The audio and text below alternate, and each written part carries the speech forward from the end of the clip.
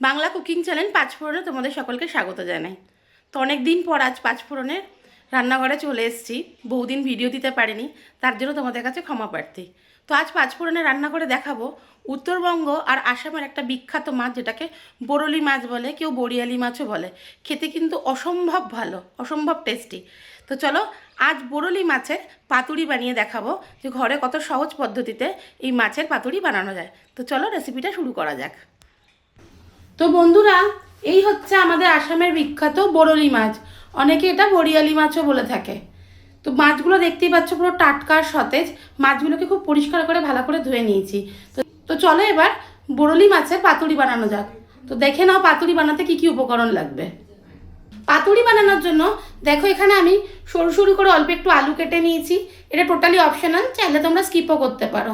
অল্প টমেটো কেটে নিয়েছি।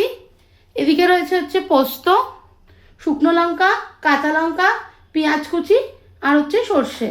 এবার সর্ষে, পোস্ত, কাঁচা লঙ্কা, শুকনো লঙ্কা আর সামান্য পরিমাণে একটু টমেটো নিয়ে একটা আগে পেস্ট তৈরি করে নেব। এবার এক এক করে সব উপকরণগুলো চলো নিয়ে নেওয়া যাক। সবার প্রথমে পেঁয়াজ কুচিগুলো দিয়ে দেবো, দিয়ে দেবো, টমেটো কুচি দিয়ে দেবো, আর কিছুটা টমেটো আমি বেটে নিয়েছি। 1 চামচ মতো রসুন বাটা দিয়ে দেবো। এবার বেটে রাখা মশলাটা কিন্তু এর মধ্যে অ্যাড করে দেবো। সর্ষে, পোস্ত, কাঁচা লঙ্কা আর সামান্য একটু টমেটো দিয়েছিলাম, শুকনো লঙ্কা, সবের পেস্টটা অ্যাড করে দেবো। পরিমাণ মতো একটু হলুদ গুঁড়ো দিয়ে দেবো, স্বাদ অনুসারে নুন দেবো, আর সবশেষে সর্ষের তেল দিয়ে দেবো পরিমাণ মতো। পেঁয়াজ আলুর সাথে মশলাটাকে খুব ভালো করে আগে মাখিয়ে নেব।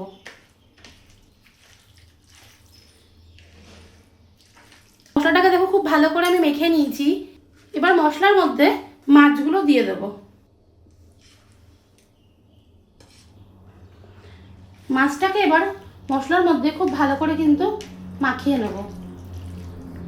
ভালো করে মাখলে কিন্তু মাছের মধ্যে মশলাটা ঢুকবে।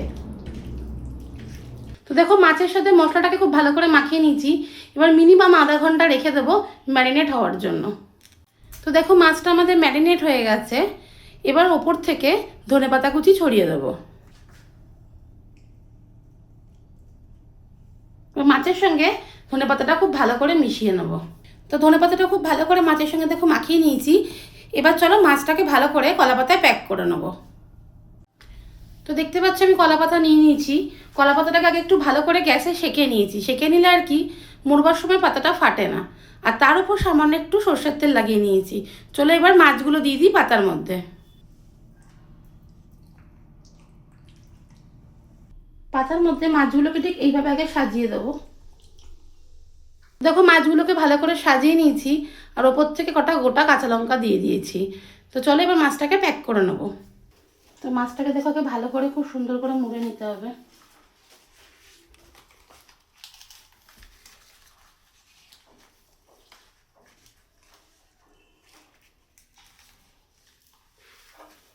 তো দেখো মাছটাকে মুড়ে নিয়েছি। এবার সুতো দিয়ে ভালো করে একটু টাইট করে বেঁধে নেবো। তো দেখো কলা পাতাটা কিন্তু খুব ভালো করে সুতো দিয়ে টাইট করে বেঁধে নিয়েছি। তো চলো এবার মাছটাকে খুব ভালো করে ধিমে আঁচে ভেজে নেব। পাতুরিটা করার জন্য দেখো আমি একটা প্যান নিয়ে নিয়েছি, আর তাতে আমি অল্প একটু সর্ষের তেল দিয়ে সেটা গরম করে নিয়েছি। এবার কলা পাতাটা প্যানের মধ্যে বসিয়ে দেবো। ঠিক এই সময় গ্যাসের ফ্লেমটা একদম লো করে দেবো, দিয়ে এটা ঢাকা দিয়ে দেবো। এরকম ধিমে আঁচে উল্টে পাল্টে ভালো করে মাছের পাতুরিটা ভেজে নেব।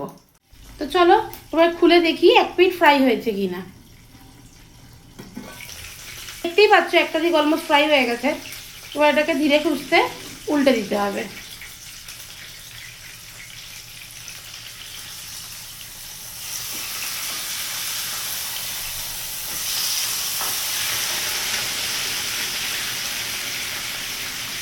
তো দেখতে পাচ্ছ এক পিঠ আমাদের ফ্রাই হয়ে গেছে, তাই অপর পিঠটাও এইভাবেই ধিমে আঁচে ফ্রাই করে নেবো ঢাকা দিয়ে।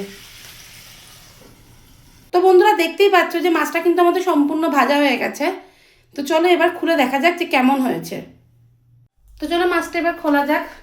সব কেটে দিয়েছি, শুধু পাতাটা খুলবো। দেখো গরম পুরো ধোঁয়া উঠছে।